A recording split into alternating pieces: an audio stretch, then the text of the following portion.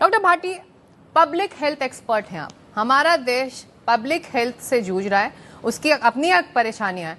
अब एक नया मुद्दा है adulterated drugs, adulterated cough syrup. ये एक चैलेंज है। कह रहे हैं कि हर स्तर पर जांच होनी चाहिए, मानकों पर ध्यान देना चाहिए। हमारे पास कानून है, हमारे पास रूल्स एंड रेगुलेशंस हैं, ड्रग इंस्पेक्टर्स हैं, लेकिन 22 बच्चे अभी तक जान गंवा चुके हैं। पता नहीं इसमें और कितने नाम जुड़ जाएंगे। बिल्कुल बिल्कुल। देखिए, जैसा आज हम देख रहे हैं कि जो बात भी कर रहे हैं, अवेयर करें और एक बार ये जान पाएं कि रूट कॉज क्या है। जैसा हम इंडिया में देखें हमारा, तो एक इंडियन फार्माकोपेनिया है।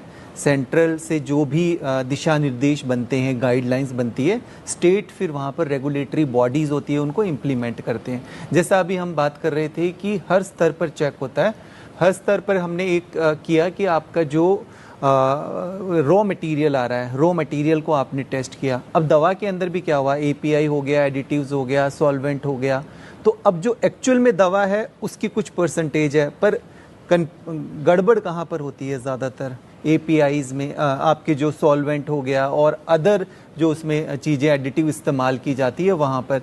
फिलहाल जैसा हमने इसमें इंडस्ट्रियल हमें ये सॉल्वेंट मिला है, डीईजी की बात करें, तो इसमें भी एक और चुनौती है कि जैसा अगर हम रॉ मटेरियल की टेस्ट करने के बाद जो फिनिश प्रोडक्ट को टेस्ट करना है, जैसे अभी बात भी की कि उसके अंदर हमें डीईजी टेस्ट हमारे अभी फ़िलहाल मैंडेट नहीं है कि वो डीईजी टेस्ट अगर रैंडम सैंपल उठाए भी जाते हैं फिनिश प्रोडक्ट के, तो उसमें मैंडेट नहीं है। पर जब दवा वो एक्सपोर्ट की जाती है, क्योंकि ये मामला पहले भी उठा था, कुछ सालों पहले भी हम बात कर रहे हैं कफ सिरप को लेके, ऐसे काफी केसेस, और अराउंड 2 साल पहले इंदौर में एक पकड़ा गया था। जी जी जी 70 से अधिक ऐसी मौतें देखी जा चुकी है, जो खास तौर पे इसी इंडस्ट्रियल केमिकल को लेकर। तो जो एक्सपोर्ट किया जाता है कफ सिरप, वहां पर टेस्टिंग होती है, पर जो हमारे पास सैंपल्स है, रैंडम सैंपल आते हैं, उसमें इसकी जांच नहीं की जाती। तो ऐसे में जिम्मेदार कौन है? कौन जवाब देगा इन अभिभावकों को जिनको आपने सुना?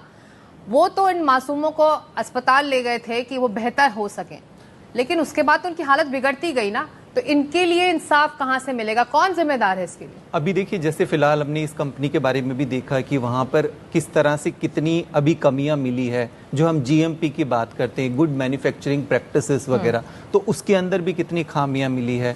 सबसे ज़्यादा जो मुझे लगता है इसके अंदर गैप है कि ओवरऑल जो टेस्टिंग हमारे पास कैपेसिटी है वही कम है। दूसरा, अगर हम सैंपल जितने हमारे टेस्ट होने चाहिए उतने सैंपल्स टेस्ट हो नहीं पाते।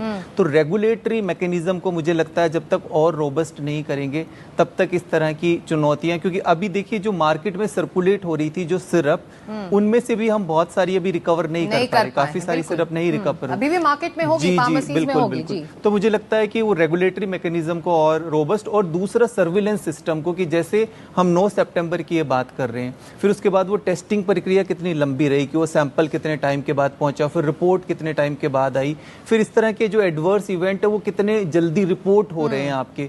तो वो सर्विलेंस सिस्टम भी कहीं ना कहीं, अगर मैं पब्लिक हेल्थ की बात करूं, तो उतना रोबस्ट तरीके से डेटा नहीं